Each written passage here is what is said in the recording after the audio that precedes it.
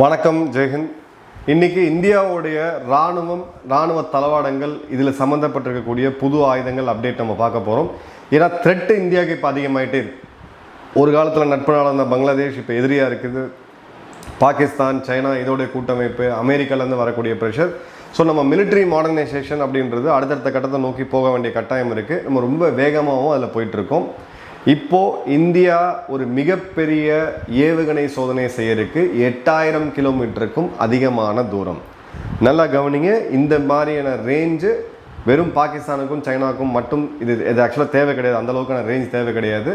But நம்ம ரேஞ்சை increase பண்ணுறோம் அப்படின்னா இதை தாண்டி உலகத்தில் இருக்கக்கூடிய சில நாடுகள் இந்தியாவுக்கு எதிராக யார் எப்போ திரும்புவாங்கன்னு தெரியாது. துருக்கிக்கும் இந்தியாவுக்கும் சம்மந்தமே கிடையாது. பட் துருக்கி இன்னைக்கு எதிராக இருக்குது. இப்போ அது துருக்கியை தாக்கக்கூடிய அளவுக்கு, தேவைப்பட்டால் ஐரோப்பாவை தாக்கக்கூடிய அளவுக்கு இந்த ஏவுகணை அப்படின்றது இருக்க போகுது.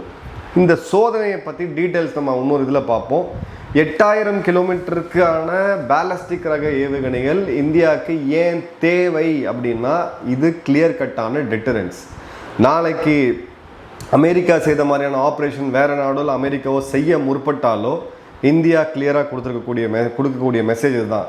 வாழ்ந்து மறைந்த என்னுடைய தெய்வம் அப்துல் கலாம் ஐயா அவர்களாக இருக்கட்டும், சிதம்பரம் அவர்களாக இருக்கட்டும், வாஜ்பாய் அவர்களாக இருக்கட்டும், இந்திரா காந்தி அவர்களாக இருக்கட்டும், இவங்கெல்லாம் அந்த அணு ஆயுதம் ஏன் தேவை, பல காலகட்டங்களில் சூழ்நிலை இல்லை, இப்போ சரியில்லை, ஜியோ பாலிட்டிக்ஸ்லாம் நமக்கு எதிராக இருக்குது அப்படின்னு சொல்லும் பொழுது அந்த அணு ஆயுதம் நம்ம கையில் இருக்கிறதுனால தான் ட்ரம்ப் போன்ற ஆட்கள் எல்லாருமே பார்த்தீங்க அப்படின்னா உங்களுக்கு வரி விதிப்போன்னு சொல்கிறாங்களே ஒழிய உள்ளே வந்து வெனிசுலாவில் பண்ண மாதிரி யாரையும் தூக்கிட்டு போகிறோன்னு சொல்ல முடியாது. ஏன்னா அங்கே அணு ஆயுதம் இருக்குது. அந்த அணு ஆயுதத்தை எடுத்துகிட்டு செல்றதுக்கான இந்த கேப்பபிலிட்டியை நம்ம இன்க்ரீஸ் பண்ணுறோம்.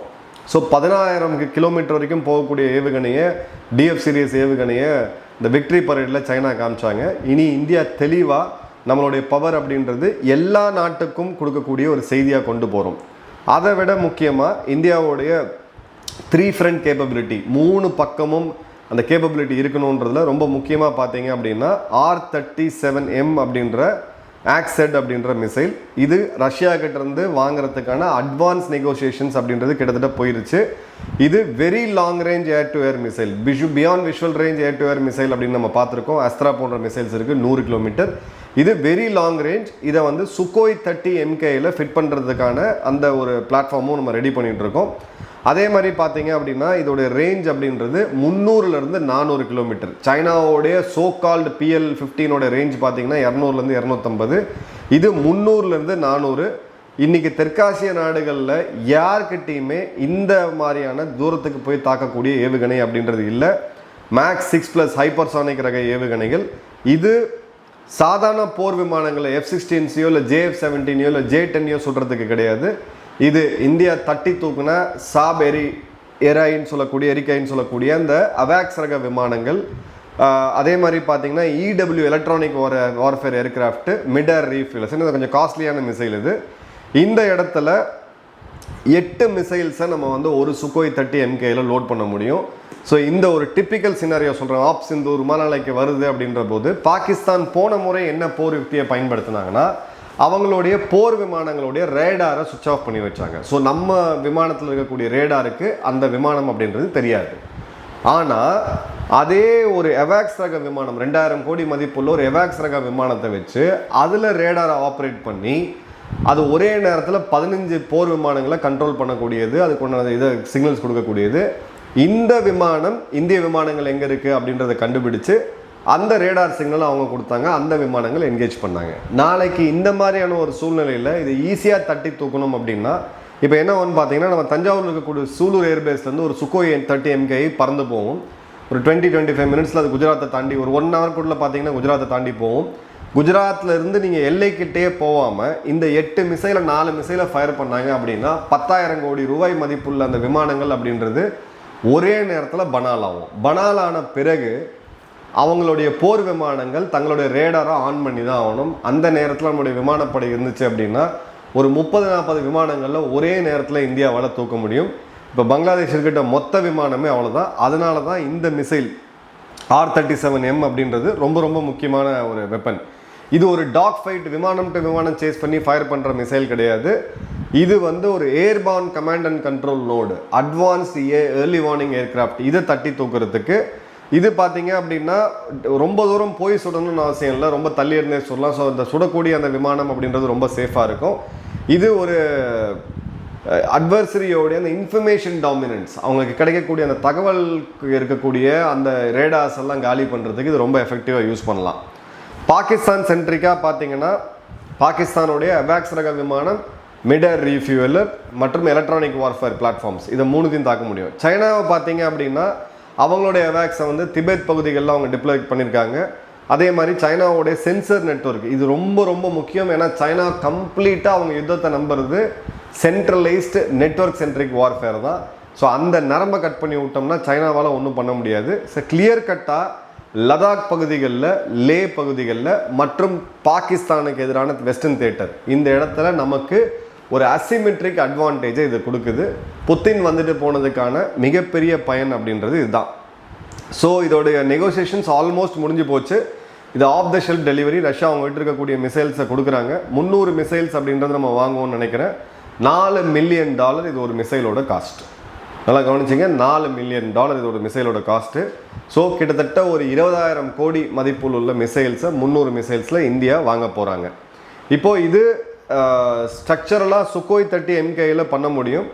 இது ரஃபேலில் பொருத்த முடியுமா அப்படின்ற டெக்னிக்கல் டீட்டெயில்ஸ் சம்மந்தப்பட்ட விமானப்படை அதிகாரிகள், ஓய்வு பெற்ற அதிகாரிகள்கிட்ட பேசி நம்ம அதை பற்றி கொடுக்கலாம். இப்போது இது ஒரு கிளியர் கட்டான ஒரு கிரிட்டிக்கல் கேப்பை க்ளோஸ் பண்ணிருச்சு.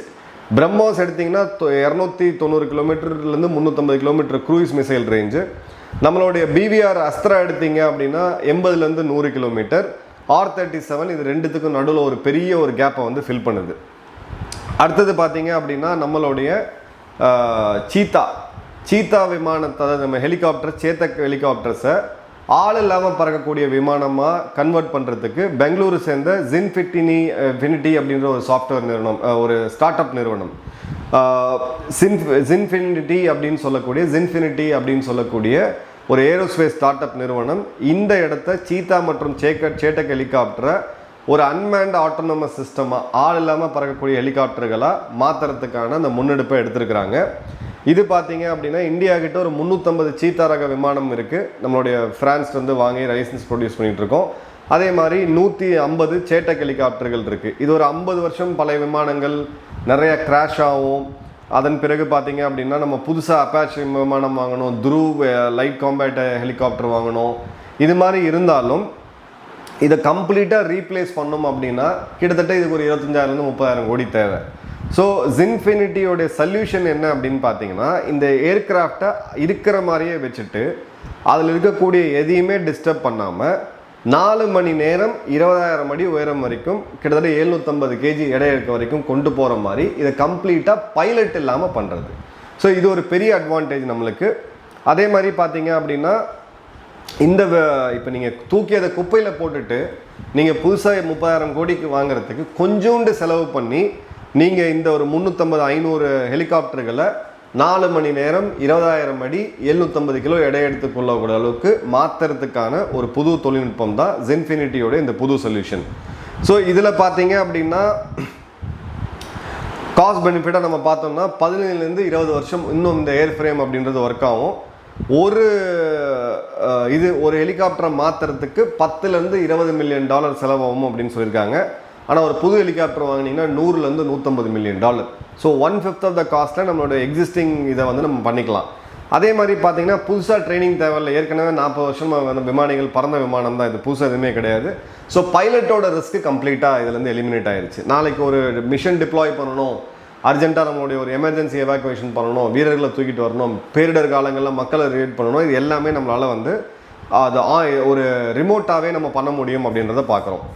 ஸோ இந்த இடத்துல மிக முக்கியமாக நம்ம கவனிக்க வேண்டியது ஜின்ஃபினிட்டி ஏரோஸ்பேஸ் இந்த நிறுவனம் ஒரு இந்திய நிறுவனம், ஸ்டார்ட் அப் நிறுவனம், இளைஞர்கள் கம்ப்ளீட்டாக இந்தியாவிலே பண்ணுறாங்க அப்படின்ற போது பல நாடுகள், ஆப்பிரிக்காவில் இருக்கக்கூடிய நாடுகள், ஆசியாவில் இருக்கக்கூடிய சிறு சிறு நாடுகள் இந்த மாதிரி ஹெலிகாப்டர்ஸை நிறையா ஆப்ரேட் பண்ணுவாங்க. அவங்களால புதுசாக ஹெலிகாப்டர்கள் வாங்கி மாடர்னைஸ் பண்ண முடியாது.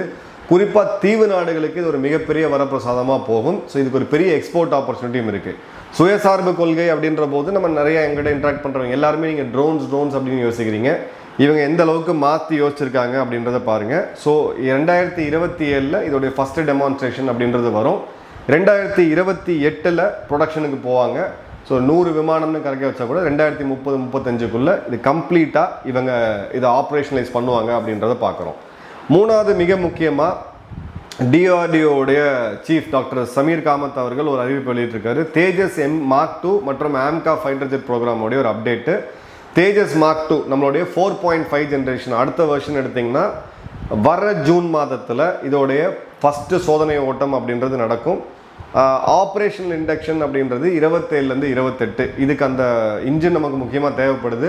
டிஆர்டிஓ இப்போ இதை முன்னெடுத்து கொஞ்சம் சீரியஸாக போயிட்டுருக்காங்க. ஹோப் இந்த இன்ஜின் இதுக்குண்டான விமானம் அப்படின்றது நம்ம விமானப்படைக்கு டைமில் கிடைக்கணும். அட்லீஸ்ட் 2030க்குள்ளேயாவது இது கம்ப்ளீட்டாக கிடைக்கணும். இப்போ எம்கே தேஜஸ் மார்க் 1க்கும் மார்க் 2க்கும் என்ன டிஃப்ரென்ஸ் அப்படின்னு பார்த்தீங்கன்னா, ஃபஸ்ட் அண்ட் ஃபார்மோஸ்ட் இதோட ரேடார் கிராஸ் செக்ஷன் அப்படின்றது ரொம்ப கம்மியாக இருக்கும். ஸோ இதோட ஸ்டெல்த் கேப்பபிலிட்டி, மறைந்து போகக்கூடிய கேப்பபிலிட்டி அப்படின்றது ரொம்ப ரொம்ப அதிகம். இதோடைய அவியானிக்ஸ் மற்றும் சென்சர்ஸ் வந்து இன்னும் நவீனப்படுத்திருக்காங்க. அதிகமாக தூரம் போகக்கூடியது, அதிகமாக எடை எடுத்துகிட்டு போகக்கூடியது. இதோடைய இன்க்ரீஸ்டு அதாவது லோடு கெப்பாசிட்டி அப்படின்றத நம்ம பார்க்குறோம். அதே மாதிரி பார்த்தீங்கன்னா ஒரு மல்டி ரோல் ஃபைட்டராக air to air, air to ground, reconnaissance, intelligence எல்லாத்துக்குமே இதை வந்து பயன்படுத்துகிறோம். ஸோ ஜிஏவுடைய புது FE 414 இன்ஜினை இதை உள்ளே கொண்டு வரதுக்கு நம்ம பார்க்குறோம். ஸோ தேஜஸ் என்ன பண்ணோம்னா மிராஜ் 2000, ஜகுவார் மற்றும் மிக் 29 கம்ப்ளீட்டாக ரீப்ளேஸ் பண்ணோம். ஒரு காஸ்ட் எஃபெக்டிவ் இந்த ஒரு இம்போர்ட்டட் விமானத்தோட கண்டிப்பாக விமானப்படையுமே சொல்கிறது இன்னும் கொஞ்சம் காலம் கூட நாங்கள் வெயிட் பண்ண தயார். ஆனால் வந்து நம்ம சுயசார்பு கொள்கையில் கொண்டு வரணும், நமக்கு உண்டான விமானங்கள் நம்மளே தயாரிக்கணும் அப்படின்றது தான். அந்த வகையில் இது ஒரு முக்கியமான ஒரு இடத்த வந்து பிடிக்குது. அடுத்தது நம்மளுடைய ஆம்கா 5th ஜென்ரேஷன் ஏர்கிராஃப்ட். இதோடைய ரோல் அவுட் அப்படின்றது 2028க்குள்ளே முடிஞ்சிடும்னு சொல்லியிருக்காங்க. ஃபஸ்ட்டு ஃப்ளைட் இதோட முதல் சோதனை ஓட்டம் அப்படின்றது 2029 நடக்கும். இதோடைய இண்டக்ஷன் அப்படின்றது 2030 ஆரம்பிக்கும் அப்படின்னு சொல்கிறாங்க. ஸோ இது எனக்கு இதில் கொஞ்சம் ரிசர்வேஷன்ஸ் இருக்குது. பட் நம்ம வெயிட் பண்ணி பார்க்கலாம் எந்த அளவுக்கு இவங்க முன்னெடுத்து போகிறாங்கன்ட்டு. ஏன்னா இப்போ சமீபமாக எல்லாராலையும் கிரிட்டிசைஸ் பண்ணப்பட்டது அப்படின்னு பார்த்தீங்கன்னா HAL நிறுவனம் தான். டிஆர்டிஓ போன்ற நிறுவனங்கள் 1989 ஆரம்பித்த தேஜஸ் இப்போ தான் நமக்கு வந்து கைக்கு வந்து சேர்ந்துருக்கு. அதோடும் ப்ரொடக்ஷனில் இல்லை. பட் இதில் நம்ம முக்கியமாக கவனிக்க வேண்டியது என்ன அப்படின்னு பார்த்தீங்கன்னா, இந்தியாவுடைய அம்பிஷனில் நம்ம ரொம்ப பின்தங்கி இருக்கிறது அப்படின்றது தேஜஸ் ரக நம்மளுடைய விமானத்தோடைய இன்ஜின்ஸில். ஏன் இன்ஜினை நம்மளால் தயாரிக்க முடியல அப்படின்னு சொல்லி ஐஐடியோடைய ஒரு மிக உயரிய ஒரு ப்ரொஃபஸர்கிட்ட நான் பேசும்போது அவர் என்ன சொன்னார்னா, உங்கள்கிட்ட 38 பிரான்ச்சஸ் ஆஃப் இன்ஜினியரிங் அப்படின்றது இருக்குது. நம்ம 90களில் ஐடி புரட்சி ஏற்பட்டுச்சு. நான் டெக்ஸ்டைல் இன்ஜினியரிங் படித்தேன். என்னுடைய பல நண்பர்கள் பார்த்தீங்கன்னா டெக்ஸ்டைல் படிச்சுட்டு சாஃப்ட்வேரில் இருக்காங்க. டெக்ஸ்டைலில் நிறைய பேர் இருக்காங்க. வேறு விஷயம், எலக்ட்ரானிக்ஸ் படிக்கிறவங்க, எலக்ட்ரிக்கல்ஸ் படிக்கிறவங்க, ஏரோஸ்பேஸ் படிக்கிறவங்க, ஆட்டோமொபைல் படிக்கிறவங்க எல்லாருமே ஐடி துறைக்கு போக ஆரம்பிச்சா அப்போ இந்த துறை யார் பார்ப்பாங்க? இது ஒரு கிரிட்டிக்கல் கேப். 38 ஸ்ட்ரீம் ஆஃப் இன்ஜினியரிங்கில் படித்தவங்க எல்லாரும் போய் ஐடியில் போய் நின்றுட்டு இருக்காங்கன்னா, இன்றைக்கி ஐடியை வந்து இன்றைக்கி வேகமாக ஏஐ ரீப்ளேஸ் பண்ணிகிட்டு இருக்கு. எந்தெந்த டாஸ்க்லாம் நம்ம ரிப்பீட்டேட்டிவாக பண்ணுறோமோ அதை ரீப்ளேஸ் பண்ணிகிட்டு இருக்கு. அப்போ கோர் இன்ஜினியரிங்கில் நம்மளுடைய மாணவர்கள் போகிறது கிடையாது. பெற்றோர்களை நான் கண்டிப்பாக அதுக்கு ப்ளேம் பண்ணுவேன். ஏன்னா இது எல்லாமே நேஷ்னல் இம்பார்ட்டன்ஸு. இன்றைக்கி ஏரோநாட்டிக்கல் யாராவது வல்லுநராக இருந்தாங்கன்னா மிகப்பெரிய சாஃப்ட்வேரில் நீங்கள் சம்பாதிக்கிறத விட 1000 மடங்கு உங்களால் இங்கே வந்து சம்பாதிக்க முடியும். அது நேஷனுக்கு, நம்ம நாட்டுக்கு அது ரொம்ப முக்கியமாக தேவை. ஸோ நம்மளுடைய ஃபைட்டர் ஜெட் ப்ரோக்ராம் இது எல்லாமே நம்ம அடுத்த கட்டத்துக்கு எடுத்துகிட்டு போகணும் அப்படின்ற போது இந்த ஒரு பாயிண்ட்டை கண்டிப்பாக கவனிக்கணும். ரெண்டாவது, அரசு டிஆர்டிஓ மற்றும் HAL இருக்கக்கூடிய சயின்டிஸ்ட்டுக்கு கொடுக்கக்கூடிய சம்பளம். இந்த சம்பளத்துக்கு ஐஐடி போன்ற பெரிய கல்வி நிறுவனங்களை படித்த யாருமே தயாராக இல்லை. ஏன்னா அவங்களுக்கு வெளியில் அதை விட பெட்டர் ஆப்பர்ச்சுனிட்டிஸ் கிடைக்குது. ஸோ கமெண்ட்டில் நம்ம பேசலாம் தேசபக்தி இல்லையா அப்படின்ட்டு. அப்துல் கலாம் ஐயா அவர்களுக்கு இருந்ததுனால தான் இன்றைக்கி நம்ம நாடு எந்த இடத்துல இருக்குதுன்னு நம்ம பார்க்குறோம். பல பேர் அந்த மாதிரி நம்ம எண்ணிக்கிட்டே போகலாம். தங்களுடைய சுகத்தெல்லாம் மறந்து காசுக்காக மட்டும் இல்லாமல் தேசத்துக்கு அது ஒரு கொஞ்சம் பேர் தான் இருப்பாங்க. பட் இன்றைக்கி மாணவர்கள் எல்லாத்தையும் கட்டாயப்படுத்தி ஐஐடியிலேருந்து நீங்கள் டிஆர்டிஓக்கு போகணுமா அப்படி கிடையாது. இதுவுமே நம்ம அந்த பே ஸ்ட்ரக்சரை மாறணும். இந்த பழைய எக்ஸாம் கதையை வச்ச ஒரு எக்ஸாம் எழுதிட்டு வாழ்க்கை முழுக்க அதை வந்து அப்படியே ஒரு பெரிய அச்சீவ்மெண்ட்டாக எடுத்து அரசு நிறுவனங்கள் நடத்திக்கிட்டு இருந்தோம்னா அது வேலைக்கு ஆகாது அப்படின்ற ஒரு சூழ்நிலை இப்போ ரியலிஸ்டிக்காக வந்திருக்கு. இதை பற்றி உங்கள் கருத்து என்னென்றால் மறக்காமல் கமெண்ட் பாக்ஸில் போடுங்க. நன்றி, வணக்கம், ஜெய்ஹிந்த்.